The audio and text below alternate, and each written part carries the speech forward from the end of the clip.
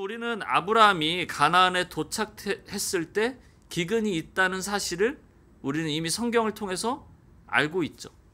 12장 10절에 보면 이렇게 나와 있습니다. 그 땅에 기근이 들었으므로 아브라함이 애굽에 거류하라고 그리로 내려갔으니 이는 그 땅에 무엇이 심하였음이라? 기근이 심하였습니다. 그런 상황 가운데서 아브라함은 지금 어디로 가는 거예요? 남방 밑으로 더 내려갑니다. 어디로 갑니까? 이집트까지 가는 거예요. 하나님은 분명 어디를 지금 아브라함한테 주신 겁니까? 가나안 땅을 주신 거죠. 그런데 가나안 땅이 아닌 남방으로 계속 내려가다가 지금 이집트까지 가게 된 것입니다. 6절과 7절 이렇게 보시면 아브라함이 그 땅을 지나 세겜 땅 모래 상수리 나무에 이르니 그때 가나안 사람이 그 땅에 거주하였더라. 7절 여호와께서 아브라함에게 나타나서 이르시되 내가 이 땅을 내 자손에게 주리라 하신지라. 자기에게 나타나신 여호와께 그가 그곳에 제단을 쌓고. 분명히 하나님은 가나안을 지금 아브라함한테 주신 겁니다. 그러나 아브라함은 그 말씀을 어기고 지금 이집트까지 내려가게 된 것이죠. 만약에 사실 이런 상황이면 하나님이 분명 가나안 땅을 줬는데 지금 그가 순종하지 않고 밑으로 내려가서 이집트까지 갔어요. 그럼 만약에 우리가 일반적인 상식에서 보면 하나님은 어떻게 해야 합니까? 두드려 패야죠. 옛날에 많이 맞았었는데 부모님한테 열심히 맞았었는데 어찌됐든 혼을 내야 됩니다. 왜 그렇습니까? 말을 안 들었으니까. 맞아요. 아니 내가 주기로 한 그 땅 가나안에서 믿음으로 버티지 않고 지금 식량을 구하겠다고 지금 가나안에 이집트로 가겠다고? 이거 혼을 내야 되겠네. 이러면서 생각을 하지 않겠습니까? 그래서 다시 가나안에 네 돌아가게 내가 만들 거야. 이렇게 해야 되지 않을까요? 그런데 창세기 12장 뒤로 한동안 하나님은 아브라함에게 꾸중을 하시지 않습니다. 한 번도 뭐라 한 적이 없으세요. 다만 이제 17장에 이제 이삭을 주시겠다고 이야기하는 그 장면에서만 이제 꾸짖으시는 장면이 한 번 나오는데, 그렇다면 하나님은 어떠한 방법으로 아브라함을 인도하셨을까? 여러분 혹시 금쪽 같은 내 새끼 보신 적 있으세요? 많이 보시죠? 요즘 또 TV에 워낙 많이 재방을 하니까. 아이들과 부모와의 그 오해와 또 잘못된 그런 교육 방법, 가르침, 그런 것들로 인해서 서로에 대한 갈등이 깊어진 그런 상태. 그리고 그런 잘못된 부분들을 보고 지적하고 다시 아이의 진짜 마음을 알아가고, 그리고 서로와의 그 오해를 풀어가고 해결하는 그런 프로그램이죠. 저도 많이 보진 않았지만 결국에는 결국엔 이런 거예요. 거의 대부분의 부모들은 원래 해결하는 방법을 어떻게 합니까? 거기서 나오는 거 보면 야단치고 화내고 훈육하죠. 훈육하고, 아니면 정반대로 어떻게 해요? 무시하죠. 방에 이렇게 놓고 알았어 네 맘대로 해 이렇게 하고 그냥 울기를 끝낼 때까지 막 이렇게 그냥 나와 있잖아요. 오히려 전혀 관심을 주지 않죠. 그리고 결국 해결되는 모습은 어떻습니까? 부모가 아이의 진심을 보일 때까지 어떻게 해요? 참고 기다려주죠. 아이가 기다리는 것이 아니라 부모가 그 부모의 기다림에서 아이가 스스로 어떻게 해요?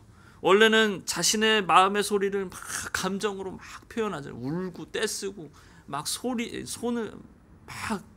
지르고 막 움직이고 이러는데, 그런 상황 속에서 부모의 기다림을 통해서 아이가 그 감정이 뭐로 표현돼요? 입으로 표현돼요. 서로의 대화를 통해서 감정을 표출하고 그런 관계 속에서 서로를 이해해주는 그런 관계까지 나오게 되는 것이죠. 제가 왜 이런 이야기를 하냐면 꼭 이런 부분이 하나님과 아브라함의 관계도 마찬가지인 것 같더라고요. 한번 보면 이제 아브라함이 이제 가나안에서 기근을 경험하고 이집트로 내려가요. 이집트에 내려가면서 생각을 하는 거예요. 어떤 생각을 하냐면 우리는 무슨 생각을 할까요? 이집트로 내려가게 되면 여러분들 기근을 겪었어. 이제 이집트로 내려가. 그럼 무슨 생각을 할까? 예, 그렇죠. 예, 뭔가 식량을 얻고 좀 배부르게 그래도 살 수 있지 않을까 이런 생각을 하는데 그때 상황을 지금 아브라함이 말해주고 있어요. 아브라함이 무슨 생각을 하냐면 아내 사레를 생각합니다. 사레의 미모가 출중해가지고 이집트로 내려가면 사람들이 자기를 죽이고 우리 아내를 빼앗아 갈 거야 라고 생각을 하는 거예요. 11절에서 13절까지 나와 있는데요. 12장 11절 13절 그가 애굽에 가까이 이르렀을 때에 그의 아내 사레에게 말하되 내가 알기에는 그대는 아리따운 여인이라. 얼마나 아리따웠을까요? 네. 애굽 사람이 그대를 볼 때 이르기를 이는 그의 아내라 하여 나는 죽이고 그대는 살리리니 원하건대 그대는 나의 누이라 하라. 그러면 내가 그대로 말미암아 안전하고 내 목숨이 그대로 말미암아 보존되리라 하니라. 이미 아내를 어떻게 한 거예요? 포기한 거예요. 어떻게 보면 나는 살아야 돼. 당신도 살고 나도 살고 서로 살아야 되니까 이렇게 이야기합시다. 근데 어떤 거예요? 지금 상황이 이 지역 자체가 위험한 이런 지역인 거예요. 그래서 우리는 이 부분을 보고 이런 생각을 하죠. 참 아브라함이 믿음 좋은 사람이라 생각했는데 그도 참 별 수 없네. 이렇게 생각할 수 있단 말입니다. 처음부터 우르에서부터 아브라함이 믿음이 좋았던 사람이라면, 만약에 좋았던 사람이라면 그럴 수 있다고 생각하는 것이 당연합니다. 믿음이 좋았는데 나빠질 수도 있구나. 그도 그렇구나. 다음을 한번 또 볼까요? 여러분 14절부터 16절 보면 아브라함이 애굽에 이르렀을 때에 애굽 사람들이 그 여인이 심히 아름다움을 보았고, 진짜 아름다웠나 봅니다. 네. 바로의 고관들도 그를 보고 바로 앞에서 칭찬함으로 그 여인을 바로의 궁으로 이끌어들인지라. 이에 바로가 그로 말미암아 아브라함을 후대함으로 아브라함이 양과 소와 노비와 암수 나귀와 낙타를 얻었더라. 네, 엄청난 거예요. 진짜 한 미모하셨나 봅니다. 네. 사실 여기서 이제 말이 현실이 된 거죠. 생각이 현실이 된 거예요. 아브라함의 아내는 이제 바로에게 끌려가고 아브라함은 보상을 얻게 됩니다. 보상도 그냥 보상이 아니죠. 얼마나 아름다웠으면 양과 소와 노비와 암수 나귀와 낙타를 얻게 된데, 중요한 것은 여러분, 우리는 사실 창세기 뒤를 다 알고 있잖아요. 대충은 알고 있지 않습니까? 결국에는 하나님의 계획을 우리는 다 알고 있어요. 하나님이 아브라함과 아내 사라를 통해서 누가 탄생하게 돼요? 이삭이 나오게 돼요. 이삭. 이삭도 그 다음에 계속 나서 하나님의 아브라함의 자손이 번창하게 되죠. 그러면 여러분 생각을 해보십시오. 그냥 아브라함의 지금의 일련의 과정을 지금까지 오늘의 일련의 과정을 보면서 아브라함이 믿음이 있다가 없구나 그러는구나, 그냥 간단히 이렇게 아브라함을 이해하는 것이 아니라 하나님이 과연 그를 어떻게 믿음의 조상으로까지 불리우시게 만들었는지를 우리가 조심스럽게, 때로는 과감하게 봐야 한다는 겁니다. 만약에 저와 여러분이 하나님이라고 한번 생각을 해보자고요. 창세기에 있는 계획을 내가 세웠다고 생각을 해보자고요. 제일 순조로운 것은, 여러분 우리가 딱 볼 때 우리가 하나님이라고 생각하면 아브라함이 내 말을 듣고 그냥 우르에서부터 어떻게 해요? 하나님 알겠습니다. 제가 가나안에 가겠습니다. 이러고 가나안에 그냥 오면 돼. 그리고 가나안 땅에서 열심히 경작하고 해가지고 재산도 불리고 해가지고 가나안 땅에서 은혜로 살면서 100세에 누구를 얻어요? 이삭을 딱 얻는 것. 이게 순조로운 계획이 아닐까. 근데 지금 아브라함이 우리 요즘 속된 말로 이런 거 하는 거 뻘짓하고 있는 거 아닙니까? 뻘짓. 굳이 이집트 가가지고 그러고 있느냐고요. 뭐 또 그런 거잖아요. 아직 말씀은 하나님이 이제 아브라함한테 하진 않았지만 이제 사라를 통해서 이삭이 태어나야 되는데 지금 아내도 지금 누구한테 넘겨버린 거야? 바로한테 넘겨버린 거예요. 이거 하나님 입장에서는 어때요? 우리가 하나님이랑 이 자식이 이러면서 멱살을 저 정신 차리라고 막 이래야 되는 거 아닙니까? 그래서 이렇게 해야죠. 막 우르릉 쾅쾅하면서 막 번개치고 해가지고 네가 갈 데가 아니야 막 이러면서 이야기해야 되잖아요. 가나안 땅에 꼼짝 못하게 하고 아내랑 거기서 행복하게 오손도손 살게 해야 되는 거 아닙니까? 그런데 여러분들, 재밌는 부분은 우리 17절부터 보면 여호와께서 아브라함의 아내 사레의 일로 바로와 그 집에 재앙을 내리신지라. 지금 누구한테 재앙을 내린 거예요? 바로한테. 우리는 누구한테 내릴 거라고 생각해요? 아브라함의 멱살을 잡을 거라고 생각하는데 지금 바로와 그의 집에 재앙을 내리신지라.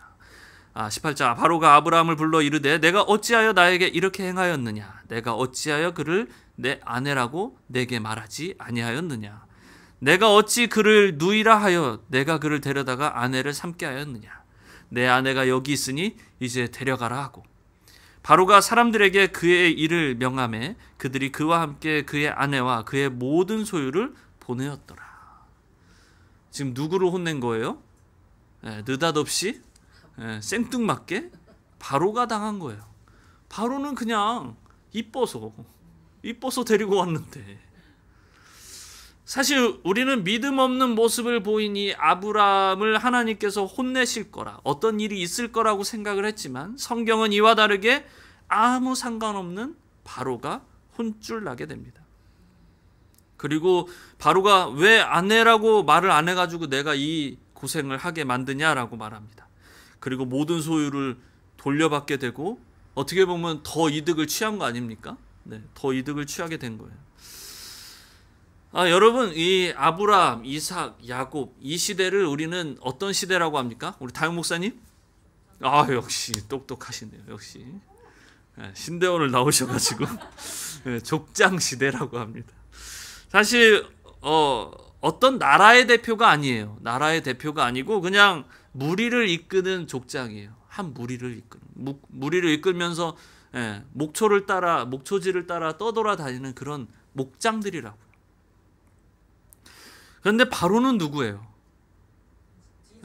이집트 왕이에요. 엄청난 한 나라의 지도자 아닙니까? 어떤 사람 한 사람의 생명도 좌지우지할 수 있는 그런 권한이 있는 그런 사람이란 말입니다.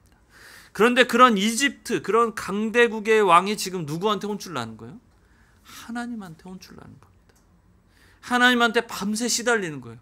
꿈에서 막 하나님 막 식은땀을 뻘뻘 흘리면서, 그리고 나서 아브라함을 딱 만나자마자 어떻게 해요? 빨리 떠나. 막 귀신 보듯 탈 거 아닙니까? 떠나라고. 그런 바로의 모습을 본 아브라함은 무슨 생각을 할까요?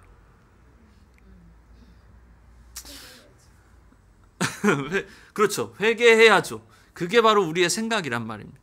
믿음이 있는 아브라함이 아니고 아직 믿음이 없는 아브라함이 그런 상황을 지켜보면서 무슨 생각을 했냐고요. 우리는 믿음이 있는 아브라함을 생각한단 말입니다. 그러면 뭐 합니까? 우리 권사님 말씀대로 회개해야 돼요. 근데 지금 아브라함은 무슨 생각을 하냐면 하나님이 어떤 분이신지는 내가 잘 모르겠으나 이집트의 모든 신들, 그 모든 신들의 아들, 그 신인 그 바로가 저렇게 벌벌 떨 정도로 엄청난 분이시구나. 그 신이 바로를 무릎 꿇리면서까지 누구의 편이 되어주시는구나? 내 편이 되어주시는구나. 지금 아브라함은 분명 하나님이 어떤 분이신지, 우리는 창세기를 다 알고 있지만 아브라함은 그가 어떤 계획을 갖고 계시는지, 또 그가 아브라함 자신에게 무엇을 원하고 계시는지 다 정확히 알고 있지도 않고 그런 믿음조차도 없던 사람이었습니다. 지금 이런 상황에서 중요한 사실 하나는 내가 그렇게 잘 알지도 못하지만 천하의 바로조차 벌벌 떨게 만드는 그 신이 내 편이 되어주시는구나. 이 사실을 지금 아브라함은 깨닫게 된 것입니다. 자신의 모든 것을 지키고 싶어 했던, 그렇게 하란에서 떠나고 싶지 않아 했던, 버티고 버텼던 아브라함. 하나의 종교심에 의해 어쩔 수 없이 하란까지 갔던 아브라함. 그랬던 아브라함이 이제 이 일을 계기로 지금과 이전의 모습과는 조금 다른 모습들을 이제 보여지게 됩니다. 여러분들 오늘 본문을 보시면 13장 1절에서 4절 보시면 아브라함이 애굽에서 그와 그의 아내와 모든 소유와 롯과 함께 네겝으로 올라가니 아브라함에게 가축과 은과 금이 풍부하였더라. 이제 어떻게 돼요? 정말 많아지게 된 거예요. 예. 있던 거에서 또 바로가 그 전에 아내를 바치면서 받았던 그것들, 모든 것들이 많아진 거예요. 그가 네겝에서부터 길을 떠나 베델에 이르며 베델과 아이 사이 곧 전에 장막 쳤던 곳에 이르니 그가 처음으로 제단을 쌓은 곳이라. 그가 거기서 여호와의 이름을 불렀더라 나옵니다. 지난 시간 우리가 이제 사진을 제가 보여드리려고 하다가 못 보여드렸는데, 사진을 보시면 이렇게 이쪽이죠. 네, 나와 있죠. 보시면 보이십니까? 네. 네, 잘 보이시죠?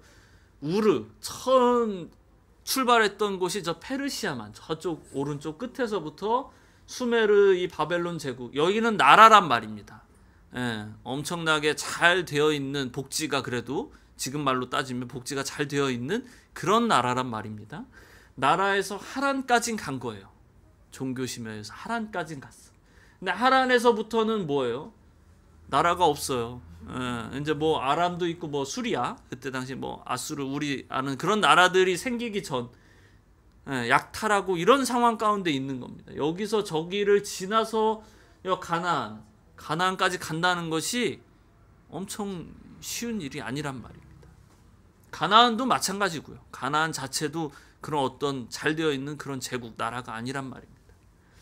그래서 이제 보면 이집트, 애굽이죠. 애굽까지 갔다가 다시 베델로 왔다가 이런 모습들 우리가 볼 수 있을 겁니다. 먼저 아브라함은 자신의 모든 소유를 이끌고 다시 하나님이 명하신 그 자리, 하나님께 처음 제단을 쌓았던 곳으로 돌아오게 됩니다. 여기서 무엇을 했다고 여러분 말합니까? 오늘 본문 4절 맨 마지막에 뭐라고 나와 있습니까? 여호와의 이름을 불렀더라. 네, 불렀더라 이렇게 나옵니다. 구약에서 여호와의 이름을 불렀다라는 것은 여러분 이게 그냥 제사를 지낸다 뭐 이런 뜻도 있지만 좀 더 확장된 개념이에요. 뭐냐면 예배를 드린다라는 거예요. 진짜 예배를 드린다. 그분의 이름을 찬송하는 겁니다.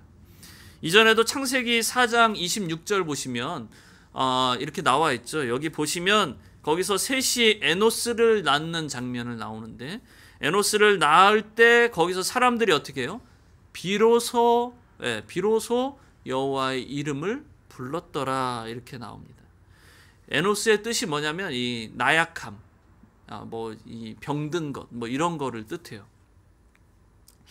결국 진짜 우리는 스스로 살아갈 수 있는 존재가 아니다라는 거죠. 하나님을 의지할 수밖에 없는 존재다라는 것들을 이 사람들이 고백하는 거예요. 그때 무엇을 하는 겁니까? 우리는 예배하는 겁니다. 하나님의 이름을 부르는 것입니다. 이때 비로소라고 해서 이때 처음 시작한 거예요. 여호와 이름을 부른 게 이때 시작합니다. 결국 이때부터 사람들이 이제 하는데, 중요한 것은 이제 그 의미를 가지고 지금 누가 여호와 이름을 불렀다고요? 아브라함이 불렀다라는 겁니다. 지금 아브라함이 자신의 편이 되어준 하나님 앞에 한 걸음 나아간 것입니다. 그리고 이제는 지금 예전과는 다른 면모로 이제 보여주는데요. 사실 3장 1절에서 지금 아브라함이 누구랑 돌아오는 거예요? 누구랑 돌아오냐면 그와 그의 아내와 모든 소유와 누구와 함께? 롯과 함께. 롯은 조카예요, 조카. 그런데 여기서 문제가 생기는 거예요. 돌아왔더니 너무 재산이 풍부해지고 이제 어떤 일이 생기냐면 서로의 목자들끼리 막 싸우는 거예요. 여기는 내 땅이야, 네 땅이야 막 이러면서 싸우기 시작하는 거예요. 그래서 아브라함이 결정합니다. 다 읽을게요. 5절부터 제가 쭉 읽을게요. 아브라함의 일행 롯도 양과 소와 장막이 있으므로 그 땅에 그들이 동거하기에 넉넉하지 못하였으니 이는 그들이 소유가 많아서 동거할 수 없음이니라. 그러므로 아브라함의 가축의 목자와 롯의 가축의 목자가 서로 다투고 또 가나안 사람과 브리스 사람도 그 땅에 거주하였는지라. 엉망진창인 거죠. 진짜 꽉 찬 거예요. 아브라함이 롯에게 이르되 우리는 한 친족이라 나나 너나 내 목자나 내 목자나 서로 다투게 하지 말자. 내 앞에 온 땅이 있지 아니하냐. 나를 떠나가라. 내가 좌하면 나는 우하고 내가 우하면 나는 좌하리라. 중요한 것은 지금 그는 안전한 곳에 있었다고요? 아니요. 불안전한 곳에 있었단 말입니다. 온갖 위험이 도사리고 있는 그런 곳에 살고 있었다고. 지난 시간에도 말했지만 하란에서 더 이상 움직이지 못했던 가장 큰 이유는 자신의 재산과 모든 것을 잃을 것 같은 그런 불안감 때문에. 아내마저 뺏기잖아요. 여기서 보면. 그런 상황 속에서 지금 그는 그때와는 다른 행보를 보여주기 시작하는 겁니다. 롯에게 말하는 거죠. 너가 가고 싶은 것을 먼저 정해라. 그럼 나는 그 반대편으로 가겠다. 우선권을 주는 겁니다. 하란을 떠나기 두려워했던, 하나님의 말씀보다는 현실의 상황 앞에 이집트까지 내려갔던 그런 모습은 지금 그에게 보이지 않고, 그는 단호하게 조카 롯에게 땅을 결정할 수 있는 우선권을 주는 겁니다. 그렇게까지 하면서 롯과 헤어지게 됩니다. 우리가 일련의 과정들을 다 알기 때문에 우리는 이해할 수 있지만, 만약에 저와 여러분들이 만약에 아브라함이라면 어떻게 할까요? 어떻게 결정할 수 있을까요? 당장 내 아내도 빼앗길 수 모르는 그런 상황에서 재산도 잃을 수 있고 목숨까지도 잃을 수 있는 그런 상황 가운데서 어떻게 해요? 더 좋은 것을 찾아야 되겠죠. 안전한 지역을 찾아야 되겠고 그래야 될 거 아닙니까? 원래 그랬어요. 아브라함이 원래 그랬던 사람인데 지금 이집트로 그랬던 사람이 지금 달라지기 시작했다라는 겁니다. 그리고 또 하나 충격적인 부분이 있는데요. 여러분들 14장을 보시면 이거 되게 긴데 제가 읽을게요. 발음도 좀 어려운 발음들이 되게 많던데 이제 읽을게요. 8절부터 보시면 소돔 왕과 고모라 왕과 아드마 왕과 스보임 왕과 벨라 곧 소알 왕이 나와서 시딘 골짜기에서 그들과 전쟁을 하기 위하여 진을 쳤더니 엘람 왕 그돌라오멜과 고임 왕 디달과 시날 왕 아므라벨과 엘라살 왕 아리옥 네 왕이 곧 그 5 왕과 맞서니라. 지금 싸우고 있는 거예요. 없어요? 네. 그래서 싸우고 있는 겁니다. 4왕과 5 왕이 싸우고 있는 거예요. 그래서 그래가지고 이제 중요한 것은 이렇게 싸우고 있는 중에 이제 여러분들 한번 성경을 나중에 보시고 싸우고 있는 중에 제가 읽을게요. 그냥 읽겠습니다. 11절 네 왕이 소돔과 고모라의 모든 재물과 양식을 빼앗고 소돔에 거주하는 아브라함의 조카 롯도 사로잡고 그 재물까지 노락하였더라. 네 왕과 5 왕의 싸움 가운데 지금 누가 껴있는 거예요? 롯이 붙잡혀 있는 거예요. 어떻게 보면 아무것도 막 다 엉망진창이 돼버린 거예요. 그래서 이제 이렇게 됩니다. 14절부터 보시면 아브라함이 그의 조카가 사로잡혔음을 듣고 집에서 길리고 훈련된 자 318명을 거느리고 단까지 쫓아가서 그와 그의 가신들이 나뉘어 밤에 그들을 쳐부수고 다메섹 왼편 호박까지 쫓아가 모든 빼앗겼던 재물과 자기의 조카 롯과 그의 재물과 또 부녀와 친척을 다 찾아왔더라. 이렇게 나옵니다.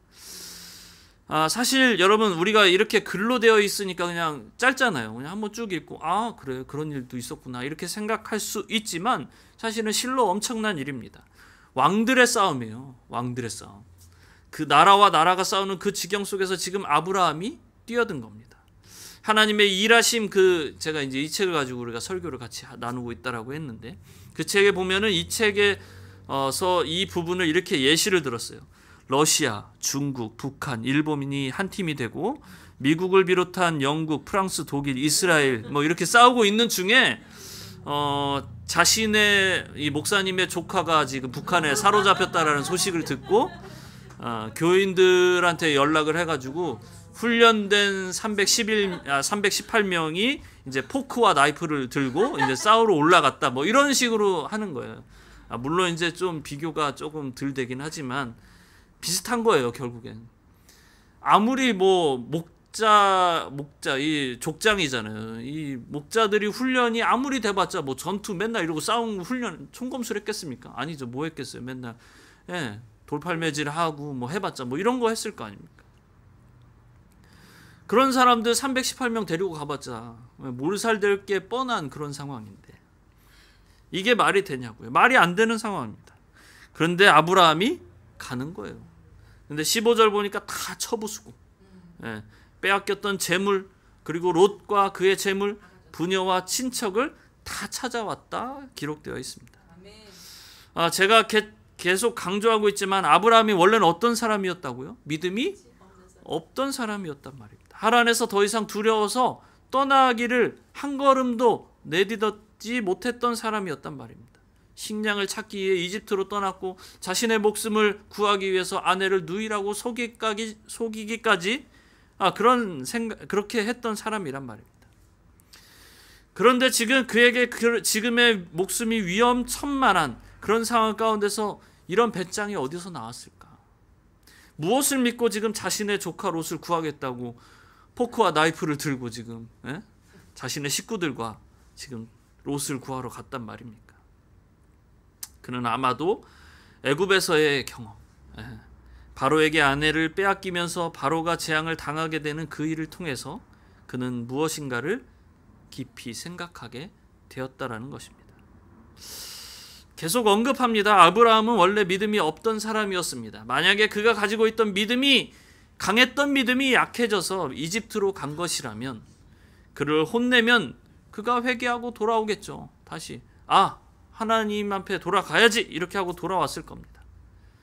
그렇지만 정작 혼나는 것은 바로였다라는 것이죠. 그리고 우리가 하나 더 중요하게 생각해야 되는 것은 그 바로가 혼나고 뭐 이런 것들 일련의 과정을 통해서 아브라함이 회개하는 장면이 없다라는 거예요. 그냥 아브라함은 돌아왔던 거예요. 오히려 바로가 하나님 음성에 반응하는 거죠. 어떻게 하면 돌이키는 겁니다. 아내를 돌려주고 많은 것들을 주면서 떠나라. 이게 포인트란 말입니다. 아브라함을 하나님께서 그분의 역사의 주인공으로 삼으시고 인도해 가시는 그 과정이 우리에게 은혜가 되는 거예요. 원래 믿음이 있던 아브라함이 믿음이 없다가 다시 있다가 그래서 뭐 이런저런 이야기가 아니라 원래 믿음이 없던 아브라함을 하나님께서 선택하셔서 그를 하나님의 그 역사의 현장 가운데 이끌어 가시는 그 모습이 바로 우리에게 은혜가 된다라는 것입니다. 교회에 등록되어 있고 가끔 출석하시는 어느 한 분이 저에게 말합니다. 알기는 알겠어. 하나님이 계신 거는 보니까 알겠어. 그런데 믿음이 잘 안 생기더라. 이렇게 이야기한단 말입니다. 당연하죠. 믿음은 그냥 딱 생겨가지고 믿을 수 있어. 이렇게 해서 내가 믿고 그리고 신앙생활을 갑자기 열정적으로 하고 믿음은 그런 게 아니란 말입니다. 우리가 지금 계속 아브라함을 통해 보고 있지만 믿음이라는 것이 믿습니다. 막 이래서 생기는 것이 아니라 우리의 인생 가운데 역사하시는 그 주님의 손길을 우리가 조금씩 느껴가면서 오늘 제목과 같이 한 걸음 또 한 걸음 주님의 길에 들어서는 것이 바로 믿음인 것입니다. 그래서 결국엔 지난주 제목과 같이 하나님의 인도하심 가운데 내가 항복하는 것, 그것이 바로 믿음인 것이죠. 여러분의 인생이 길기도 하고 짧기도 합니다. 하지만 중요한 것은 여러분들의 인생의 여정을 한번 뒤돌아보시길 바랍니다. 이렇게 뒤돌아보면 어때요? 감사하죠. 아브라함의 인생과 같이 여러분 하나님의 인도하심이 보이지 않습니까? 꼭 내가 살아야지 하고 살아왔지라고 생각했던 인생의 여정을 뒤돌아보니 하나님이 인도하심이 보이지 않습니까? 그 하나님께서 오늘 저와 여러분에게 오늘도 여전히 우리의 삶에서 우리의 신앙의 성숙을 위해 성장을 위해 계속적으로 설득하고 간섭하고 계심을 여러분 믿으시기 바랍니다. 중요한 것은 그 하나님의 설득과 간섭이 큰 조건이나 단기간에 이루어지지 않는다라는 것입니다. 어쩌면 우리의 평생의 삶에 하나님의 설득과 간섭이 끊임없이 이루어지게 될 것입니다. 그리고 우리의 믿음의 성숙이 조금씩 이루어질 것입니다. 네. 사랑하는 성도 여러분, 하나님께서는 어느 날 딱 나타나셔가지고 저와 여러분들에게 나타나셔서 이렇게 이야기하는 거죠. 규현아, 네 딸을 나에게 바쳐라. 이렇게 하시지 않는다라는 겁니다. 우리 지선이에게 나타나서, 지선아, 네가 가지고 있는 전 재산을 나에게 지금 바쳐라. 없는 거 다 바쳐라. 이런. 네. 아니 근데 하나님은 이런 식으로 일하시는 분이 아니라는 겁니다. 네. 하나님은 이런 분이 아니라는 거예요. 우리의 신앙의 성장을 위해서, 믿음의 성장을 위해 끊임없이 일하시는 분이라는 겁니다. 그리고 언제나 그 성장에 맞는, 그 단계에 맞는, 그 시간에 맞는, 그 타임에 맞는 믿음, 그 신앙의 자세를 요구하고 계십니다. 결국 믿음은 하나님의 끊임없는 설득과 간섭을 통해서 이루어진다는 사실을 여러분들 믿으시기 바랍니다. 막 의욕이 앞서가지고 무엇인가 이루려는 우리의 욕심들 있지 않습니까? 아브라함처럼 믿음으로 살아야지. 내가 하나님 앞에 이삭처럼 무엇인가 바칠 수 있는 건 다 바쳐야지. 막 이러면서 하나님 제가 무엇을 바칠까요? 막 이런 고민들 하지 않습니까? 내가 무엇을 포기할까요? 고민하잖아요. 그런데 이런 의욕이 앞서다가 결국 그 기준에 미치지 못하는 내 모습을 보면서 또 어떻게 합니까? 실망하고 좌절하고 낭망하고, 그래서 또 어떻게 돼요? 세상 사람들처럼 또 살아간단 말이에요. 나는 안 되는구나. 나는 그런 믿음의 사람이 되지 못하는구나.